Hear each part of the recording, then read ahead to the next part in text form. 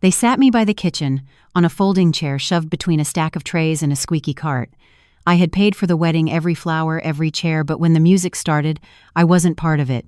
No nameplate, no greeting, just marinara in the air and heat from the ovens on my back while my son twirled his bride under a chandelier I had rented.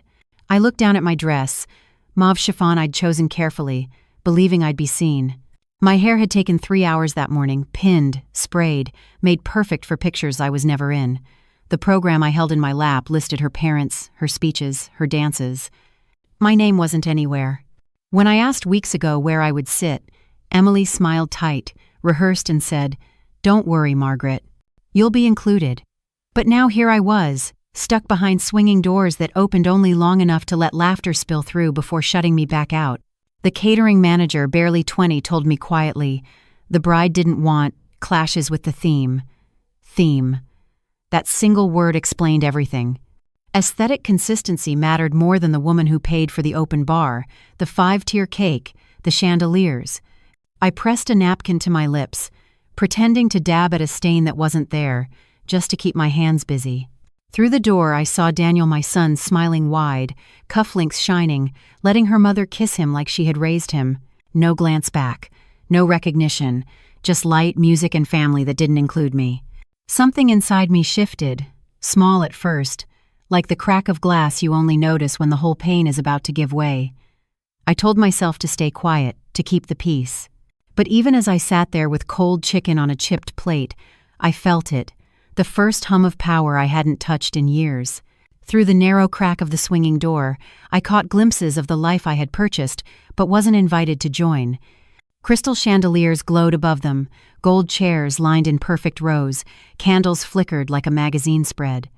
The band struck its first notes, and the crowd cheered as Daniel took Emily's hand. They moved like a picture on a postcard, spinning, smiling, framed in soft light while I sat in the shadows, holding a program that erased me. Her father spoke first, his booming voice filling the hall.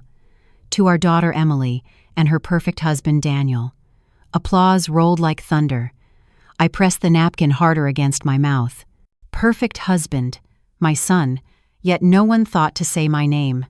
I remembered the nights I'd carried him through night terrors, whispering songs until his breathing calmed, the braces he needed when I couldn't afford rent and straight teeth at the same time, so I worked double shifts. The mornings I left the house in scrubs before sunrise so he wouldn't have to wear hand-me-downs, but none of that existed here. In this room, her parents were the family he belonged to. They had the spotlight. I was just a shadow. I kept staring through that doorway as laughter spilled in. Emily's mother clutched his arm like she had built him. Guests clinked glasses, toasting to a fairy tale I had made possible but wasn't allowed to enter. A statistic flashed in my mind. Most American weddings are funded by parents, but half of those parents are left out of the story. It wasn't just me. Mothers like me paid the bill and were written out of the script. The boy in the catering vest walked by again, avoiding my eyes. My plate held a slab of cold chicken, a smear of gravy, and I thought about every concession I had agreed to. No speech from me. No mother-son dance, no mention in the program. Piece by piece I had been erased. Then the music swelled and the crowd cheered louder. Emily caught my eyes through the crack in the door. She didn't flinch. She didn't look sorry. She smiled calm, deliberate, as if to say, "This is exactly where you belong." I felt something coil in my chest. Not grief, not shame, rage, quiet, controlled, precise. I didn't speak, didn't rise, didn't interrupt. But inside, I made a decision. I would not stay invisible forever. When the plates of cake were set down and the music softened for dessert, I made my move. Not to the dance floor, not to the microphone, but to my phone. 3 short calls. Each one calm, professional, final. The first was to the florist. "Please cancel tomorrow's delivery. No balance will be paid." My voice didn't shake. I didn't offer reasons. The second was to the band. "The second set will not be needed. Consider the matter closed." I spoke the words like I was reading off a grocery list, steady and clipped. The third was to the bar manager. "We're scaling back post-reception service. Cancel the late shift." And with that, the open bar, the cocktails, the midnight toast, all of it disappeared. It was almost laughable how simple it was. Just 3 calls, 3 cuts, and I could already feel the wedding unraveling. I didn't shout, didn't storm into the hall. I simply removed my hand from the scale I had been holding steady for months. In that silence, I realized something no one had taught me in all my years of giving. Power doesn't always come from raising your voice. Sometimes it comes from subtraction, from stepping back and letting others feel the weight of what they took for granted. I slipped my phone back into the small beige purse Daniel had once given me on a Mother's Day he no longer remembered. My hands were steady now. The hum inside me grew stronger. Out in the hall, the band struck up again, laughter rang out, and no one suspected the ground beneath them had already started to shift. They thought the night belonged to them. They had no idea it was already mine. That night I didn't sleep. The hotel bed was stiff, the comforter heavy, the ceiling fan spinning in a slow, endless circle above me. I lay there in the same mauve chiffon dress, my hair crushed on one side, the smell of kitchen grease still tangled in it. My feet throbbed, swollen from hours in shoes I hadn't dared take off because even in exile I thought I needed to look presentable. At 2:13 a.m., I gave up on pretending. I sat up, the red glow of the digital clock burning into the room, and reached for my tablet. The spreadsheet opened instantly. 12 months of planning, every dollar tracked, every indulgence she had requested logged neatly in rows and cells. My breath tightened as I scrolled. 2 charges stopped me cold. A bar tab from a tasting event, an upgrade for the rehearsal dinner, both on my card, both made days before the wedding. My stomach clenched as I double-checked the account. Yes, mine, used without permission. Then I saw the Venmo note she left to one of her bridesmaids. His mom is covering everything, might as well go big. Number wedding vibes. I didn't cry. Not this time. Instead, a strange calm washed over me, heavy and dull, like the silence after a car crash. Too much damage to take in all at once, so your body goes numb. My insides felt hollow, my nerves curling inward to protect themselves. I thought about how many nights I had stayed awake, sewing buttons, clipping coupons, working double shifts so Daniel would never know hunger or shame. And here I was, erased, exploited, dismissed, reduced to a wallet no one bothered to thank. The messages began to pile on my phone. Missed calls from Daniel, a text from my niece. What happened? Everyone's freaking out. I didn't answer. I couldn't. The cake, the flowers, the cocktails, the music, all of it had been theirs. But the cancellation, the silence, the unraveling, those were mine. For the first time in years, I had done something not as a mother, not as a provider, but as a woman reclaiming her right to be seen. By dawn, the sky outside my window was bruised blue, the kind of color that makes you wonder if the day will ever brighten. I sat at the small hotel desk, the tablet open, fingers moving without hesitation. 3 emails, each drafted with surgical precision. To the florist. Cancel Sunday delivery. No balance will be released. Thank you for your understanding. To the band, the second performance is no longer required. Consider the matter closed. To the bar vendor, scaling back post, reception services. Do not process the remaining balance. Polite, professional, final. I hit send. My hands didn't shake this time. My chest, which had been a cage of racing heartbeats all night, settled into a quiet, steady rhythm. I stared at the screen until the confirmation notices blinked back at me, each one a small stamp of authority. For months I had been told what looked elevated, what fit the theme, what was aesthetic. I had nodded, agreed, written checks, and let myself be managed out of the picture. But now I was the one making adjustments, stripping away the illusions they had built on my back. I thought about how weddings had become less about family and more about spectacle. A $70 billion industry in America, where love gets measured by how well it photographs. I had been naive enough to think my sacrifice would still mean something. That a mother's years of care could not be cropped out for the sake of an Instagram-perfect frame. I was wrong. Yet as the sun edged higher, I felt something I hadn't in years. Control. Like an engine finally kicking to life after sitting too long in the dark. Not loud, not dramatic. Just a low hum, steady and sure. I closed the tablet, leaned back in the chair, and for the first time since stepping into that kitchen the day before, I breathed deep without tasting grease or humiliation. They wanted me invisible, but I had just reminded them quietly decisively that nothing about that wedding existed without me. The memory of the toast still rang in my head, each word seeping through the swinging door like smoke. Her father's voice boomed first, holding court like a king. When Emily was little, she dreamed of a fairy tale. Today, she got it. The room erupted in cheers. My jaw clenched so hard it pulsed behind my eyes. Then her mother's syrupy tone followed, dripping with pearls and false warmth. Daniel is like a second son to us already. We're so blessed. Another wave of applause, another round of glasses lifted high. Not a single word about me. Not a single acknowledgement of the woman who had raised him alone, through fevers, asthma, broken shoes, and overdue bills. And then Daniel. My Daniel. He stepped up to the microphone, radiant in a tailored suit I had paid for, glowing under lights I had rented. His voice was smooth, rehearsed. "Emily, you've made me the happiest man alive. To your family, thank you for welcoming me like your own. I feel so at home." That was the moment something in me cracked wide open. No mention of me. No thank you.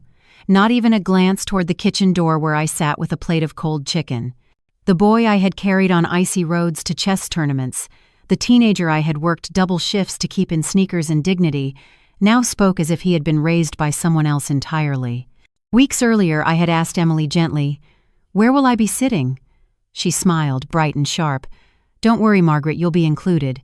I had wanted to believe her. I should have known better. Every concession I'd agreed to, the missing speech, the cancelled mother-son dance, no photos, no mention in the program, hadn't been oversight. It had been design.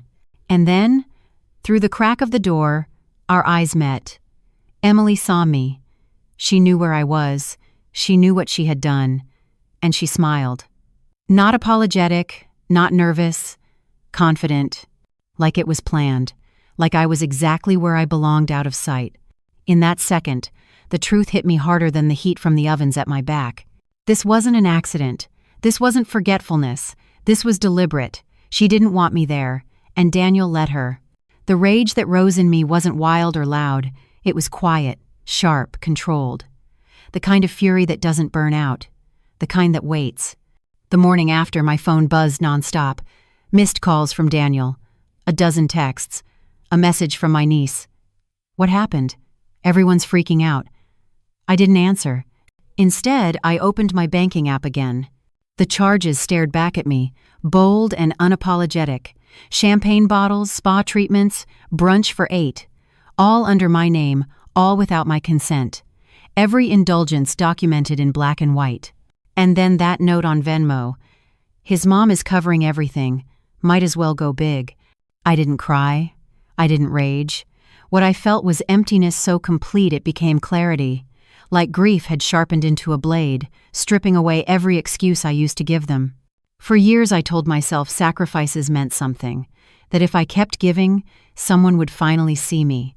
But here it was proof that they saw only what they could take. By noon I made my choice. I snapped a picture of the wedding check I had written, blurred out the numbers but left my signature bold and undeniable. I posted it on Facebook with no caption, no explanation. Just evidence. The reaction came fast. Friends, old colleagues, neighbors commented, some confused, some furious on my behalf, and many, far too many, saying they understood. This broke my heart, Margaret. I've never related to something so deeply. Thank you for showing us we don't have to stay quiet. Meanwhile, silence from those who had been there. No messages, no apologies, just the weight of their avoidance, as if ignoring me could erase what I had revealed. But the silence didn't hurt anymore. This time it felt like proof. Proof that my absence mattered. Proof that my quiet subtraction had left a mark. I had been erased from their story. Now I was writing my own. When I got home, the roses in the yard were in full bloom, cheery, useless witnesses. I didn't stop to smell them. I went straight to the bedroom, opened the top drawer of the dresser, and there it was, the red folder I'd shoved away years ago, the one I'd never meant to open. I sat on the edge of the bed, hands steady for once, and slid the brittle envelope free. The first letter was dated years back, the handwriting I hadn't expected to see again, my ex-husband's slanted script, patient and small, the way he always wrote when he wanted something to sound like truth. I slid it open with my thumb. The first line told me what every mother fears and also refuses to imagine Daniel wasn't biologically mine. My breath snagged for a second, and then everything steadied into a slow, clear focus. It should have broken me. It didn't. Not in the way people imagine the wail, the collapse, the ruined photograph. Instead, the words slotted into a place inside that had been hollowing out for years, like a missing tooth that suddenly understood it had been replaced by patience and habit. The letter explained in calm paragraphs. His mother then, a frightened teenager, left him where my ex found him. My husband lied about the timeline. He asked me to raise the child as ours, and I did. He apologized for the lie, for the cowardice, for the way it would complicate the rest of our lives. The letter closed with a strange request. Forgive him if I could. I folded the paper back along the crease and sat very still. The house was quiet in that specific way it gets, when something inside it has shifted, furniture hasn't moved, but the air knows it's different. I thought of every midnight I'd spent sewing a torn hem, every overtime night at the hospital so a boy could have new sneakers, every time I took a second job to close a gap on a tuition bill. None of it evaporated because of an inked confession. If anything, the truth sharpened the edges of what I had done. I had chosen him. I had chosen to keep him. That made the erasure at the wedding something else entirely. Not a removal of fact, but a refusal to acknowledge a life I had built. There was another letter tucked deeper, thinner, dated only a few days before Michael died. His handwriting there was worse, more urgent, less practiced. He wrote that Emily had left the baby on his doorstep, terrified and desperate. She had wanted to give him up. Michael said he couldn't. He said he lied to me, and he lied to her, because he wanted a family that wouldn't walk away. He called me the one strong enough to be that mother. The sentence read like an accusation and a benediction both. Reading it, I felt something change inside that had nothing to do with biology and everything to do with ownership. For 30 years I had built an identity around being the woman who fixed things. I had been mother and mechanic and bank and therapist, all in one. I had imagined those roles were the cords that tied a person to you. But now, with both letters on my lap, I realized I'd been knitting a life out of choice more than blood. I had been right to keep him. I had loved him until the love became invisible to him. The fury that had been simmering in me the night before shifted into a clear, brittle kind of freedom. It wasn't surrender and it wasn't revenge. It was a recalibration. The house around me, the dented doorframe, the shelf of trophies, the cereal still in the pantry, felt less like a museum of sacrifices and more like a set of objects I could rearrange. I picked up the letter again and smoothed it flat on the dresser, not hiding it, not burning it. I left it where I could see it. Let the truth sit in the open. Let it be the proof of what had been done and what I had chosen. I made coffee black, strong as a hinge, and drank it slowly. Outside, the sprinkler clicked across the lawn. Inside, I began to inventory what was mine beyond motherhood. A neighborhood friend who always brought soup when I worked doubles. A nurse who once covered my shift without asking. A bookstore clerk who kept my place in a used fiction line. Small things that had seen me without agenda. I listed names on a scrap of paper and felt the weight of possibility settle in my chest. That night, I didn't call Daniel. I didn't call anyone. I sat with the letters, the receipts, and the neat rows of my spreadsheet in my head. The revelation didn't make me smaller. If anything, it cut a rope I'd been tied to and let me stand free. For the first time in a long time, the silence that followed wasn't empty. It was intentional. I walked through the house as if I were seeing it for the first time. The walls were beige, the photos dusty, the furniture worn smooth by years of sacrifice. Every corner carried the mark of me as a mother, never as a woman. The dent in the doorframe where Daniel had crashed his bike inside, the armchair where I nursed him through fever, the sewing kit I used to hem his pants. Even the pantry betrayed me. Boxes of his favorite cereal lined the shelves, though I hadn't liked it in years. I stood there stunned by a question so simple it hurt. What was my favorite? I didn't know. The realization burned. For decades I had measured my worth by how well I erased myself. Meals I didn't enjoy, clothes I never bought, books I never read. I had traded pieces of myself for a son who no longer saw me. The wedding wasn't the first erasure, it was only the final proof. That night I made dinner, not for anyone else, but for me. Lemon butter pasta with roasted tomatoes and garlic, a recipe I had once scribbled from a travel show but never tried. I poured a glass of wine, lit a candle, and set the table for one. No chicken nuggets on the side, no rushed plate after work, just what I wanted. The silence wasn't lonely, it was honest. Afterward, I pulled out a notepad and began writing names. Not people I was obligated to invite, not family who tolerated me, people who had seen me. Claire from the ER who used to sneak coffee into my locker on double shifts. Mr. Henderson next door, who snowplowed my driveway before I could get outside. Dina at the bookstore, who always asked about my week and listened for the answer. Nurse Janet, who once stayed late on her birthday to cover a shift so I could go home. None of them shared my blood, but every one of them had made me feel more visible than my own son did on his wedding day. This, I realized, was the family I could choose. The dinner wouldn't be a holiday, not a wedding, not anything elevated. It would be mine. I looked down at the list, ink still wet, and felt something rare. Anticipation. Joy, even. For the first time in years, I was preparing something not as a backdrop for someone else's story, but as the center of my own. I thought the red folder was empty after that first letter. But days later, while sorting through old papers, I found another sheet tucked into the lining, folded twice, thinner, written in the same slanted scrawl, dated 3 days before Michael died. My breath caught before I even unfolded it. The words were rushed, uneven. He admitted that Emily, the girl he had known long before me, was the one who left Daniel on his doorstep.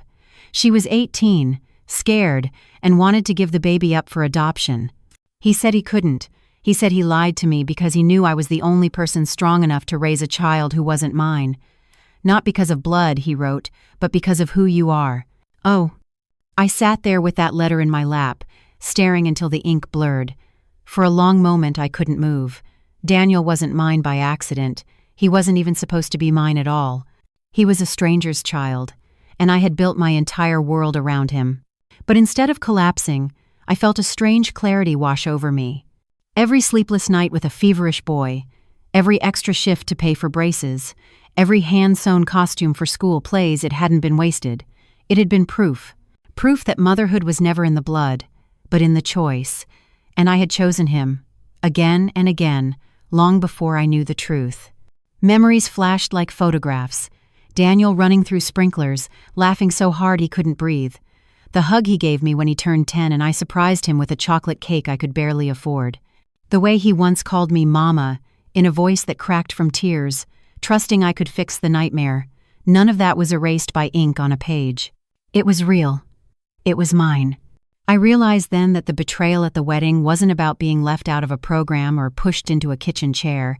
It was about being treated like my years of love had been ornamental, optional, disposable. When the truth was this, I had been the foundation all along. The letter didn't take Daniel away from me. It gave me back myself. Because if I had built a life out of raising someone who was never mine, then I could certainly build a life out of choosing me now. I placed the second letter beside the first, not hidden, not buried, left open on the kitchen table, like a declaration. The secret that once might have broken me had become the thing that finally set me free. The day of my dinner arrived, and for the first time in years, I woke up with a sense of purpose that wasn't tied to someone else's demands. I went to the market early, basket in hand, choosing every ingredient myself. Fresh basil, garlic, heirloom tomatoes, lemons bright as sunlight, no frozen trays, no compromises. Even the tablecloth was new blue with sunflowers, cheerful and loud, nothing like the muted tones of the wedding I had funded but never belonged to. Music played in the kitchen while I cooked Van Morrison, Stevie Nicks, Norah Jones. The house smelled of olive oil and roasted vegetables, warmth rising from the stove like it had always been waiting for me to come back. By the time I strung the last of the lights across the porch, I felt lighter than I had in decades. This wasn't preparation for spectacle. This was for me. Claire arrived first, red wine in her hand, eyes shining. "You look amazing, Maggie," she said, and for once I believed her. One by one they came 6 guests in total. Laughter at the door, hugs that lingered, voices filling the quiet spaces of my house. We sat at the same table where I once folded laundry and helped Daniel with math homework, but tonight it wasn't a place of labor. It was alive with clinking forks, passing plates, and stories that spilled over each other. I laughed too, real laughter, the kind that shakes loose from your chest without asking permission. Someone joked about disastrous first dates. Another confessed to stealing pens from the bank every week out of spite. We ate until the dishes were nearly empty, and for the first time in so long I wasn't thinking about who wasn't there, I was thinking about who was. Later, under the glow of string lights on the porch, Claire lifted her glass. "To Margaret," she said, "for reminding us it's never too late to take your seat at the head of your own table." Glasses clinked, voices cheered, and I felt the truth of it settle deep inside me. This was family, not assigned by blood, not purchased by sacrifice, but chosen. People who saw me, people who wanted me there. And as I raised my glass, I whispered to myself a vow I intended to keep. Never again would I sit in the shadows waiting to be noticed.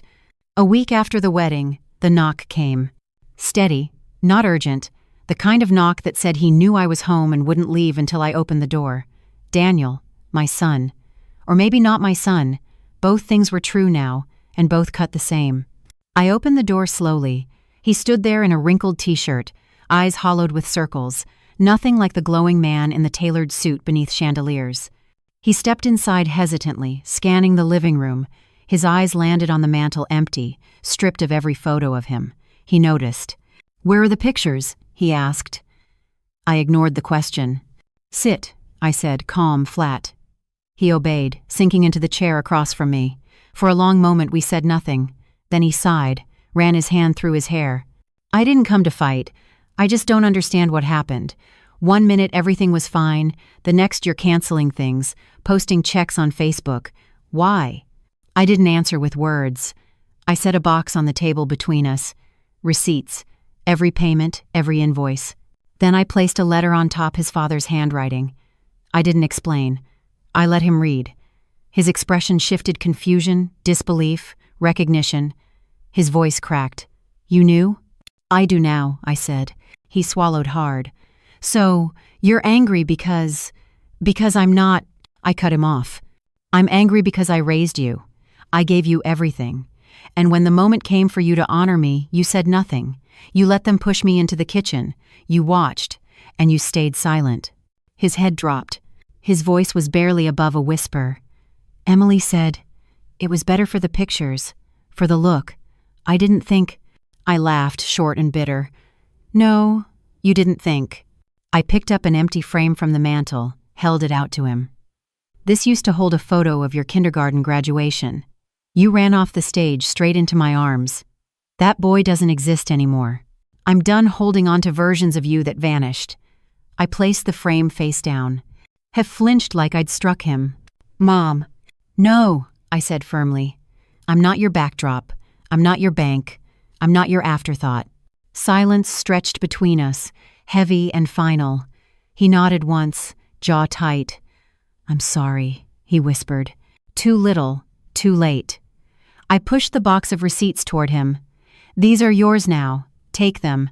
Every reminder of what you chose to overlook." He hesitated, then picked up the box. I walked him to the door. He paused at the threshold, eyes searching my face for softness that wasn't there. "You always said I was your whole world," he murmured. "You were," I replied, "and now I'm finally mine." Then I closed the door. Morning came with birdsong, and a light that made the roses in the front bed look like a small rebellion, bright, a little wild, unapologetic. I made coffee black and strong, the kind that cuts through sleep and stubbornness, and sat on the porch with the mug warming my hands. The air felt different somehow, less like a room I'd been performing in and more like one I'd finally owned. The house was quiet in a way that didn't sting. The dented doorframe that had once felt like evidence of every patched-together childhood memory looked like a mark of life instead of a sentence. I listened to the neighborhood wake up distant radios, someone starting a lawnmower, a child's bike bell, and let the ordinary sounds fill the space where panic had lived. For the first time, I understood the difference between existing for someone else and being present for myself. Messages had slowed. The storm I'd started by pulling the curtain back on the receipts and the check photo had passed. There were comments on the post, strangers and old friends reaching out, offering versions of the apology I hadn't gotten. Daniel hadn't called. He might have. Later. He might never. Either way, the absence no longer hollowed me out.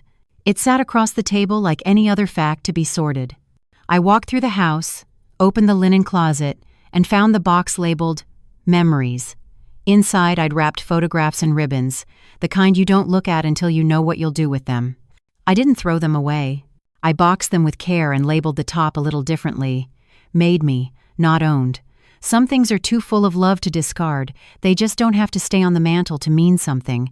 Around noon, Claire stopped by with more of that red wine she insists on bringing to everything. Mr. Henderson waved from his porch across the street. The friends from the dinner stopped by the next day with leftovers and a story that made me laugh until my cheeks hurt. It felt absurd. Really how easy it was to find company when I chose to look for it rather than wait to be invited. The people who mattered did not require a program to know my name. I started small projects that week, planting a strip of basil along the back porch, fixing the wobbly leg of the dining table I'd ignored for years, buying a new cookbook because I wanted to learn something for myself. I set aside 2 hours a week to volunteer at the community center, not because it would make anyone proud, but because I liked the work. The toothsome little projects stitched me back together more reliably than any grand declaration could have. The truth about Daniel's origins, about what the letters said and what I'd raised anyway, didn't change the scenes I'd lived, but it reframed them.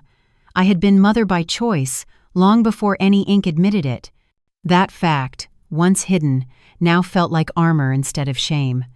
I no longer ached from the missing acknowledgement. I ached from what I had given freely, and could now choose to reroute toward myself. Once, I would have measured the day by his call. Now I measured it by small victories. The way my soup simmered without boiling over, the tidy row of basil shoots in their pots, a phone call from Dina who wanted to ask for advice about a book she'd read. My life compressed and then expanded in new ways, and I learned to sit with the quiet between its beats. On a calm afternoon, I walked to the mailbox and found a single note folded inside no stamp, no return address. It said only, "Thank you for showing us we don't have to stay quiet." I didn't know who left it, and I didn't need to. That line, once imagined, now lived in the voices around me. Women at the clinic told their stories. A coworker sent a private message. A neighbor stopped to say she'd never understood until she saw what I'd posted. Small ripples that told me the moment wasn't only mine, it was part of something larger. Sundown found me on the porch again, the sky washed in a forgiving purple. I raised my coffee cup to the dimming light and thought of the mothers who had been shuffled off stage, the women who paid for the spectacle and were edited out of the history. I thought of the folding chair behind the swinging door and the cool, clinical calm of the 3 calls I'd made, and how simple subtraction had felt like justice. I didn't know everything the future held. I only knew that I had a seat at my own table now, and I intended to fill it with people who saw me. The house hummed with the ordinary pots cooling on the stove, the hum of the refrigerator, the murmur of friends through the window. For the first time in a long time, I felt like the main character in my own life, not merely the producer of someone else's act. Your voice matters. I had been living proof of that. I said the words out loud, to the porch and the roses and the soft, ordinary world that kept going. And then I went inside to make dinner: lemon, garlic, fresh basil, and this time I cooked for joy, for myself, and for the people I would choose to keep at my table. Thanks for listening. Be sure to subscribe so you don't miss the next videos.